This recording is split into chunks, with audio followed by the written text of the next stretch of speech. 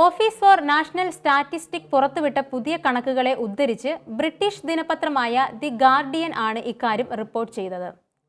2016 മുതൽ ആൺകുട്ടികളുടെ ആദ്യ 10 പേരുകളിൽ മുഹമ്മദ് ഉണ്ടായിരുന്നു. 2022-ൽ 2ാം സ്ഥാനത്തായിരുന്നു ഈ നാമം. നൂഹ് ആയിരുന്നു 1ാം സ്ഥാനത്ത്. ഇത്തവണ ഇത് 2ാമതായി. ഒലിവർ 3ാം സ്ഥാനത്തും പെൺകുഞ്ഞുങ്ങളിൽ ഒലീവിയ ആണ് തുടർച്ചയായ 8ാം വർഷവും. ഏറ്റവും ജനപ്രിയ പേരായി തുടർന്നത് അമേലിയയും ഇസ്ലയും 2ാമത്തെയും 3ാമത്തെയും സ്ഥാനത്തെത്തി. 2023-ൽ ഇംഗ്ലണ്ടിലും വെയിൽസിലും 4661 കുഞ്ഞുങ്ങൾക്കാണ് മുഹമ്മദ് എന്ന പേരിട്ടത്.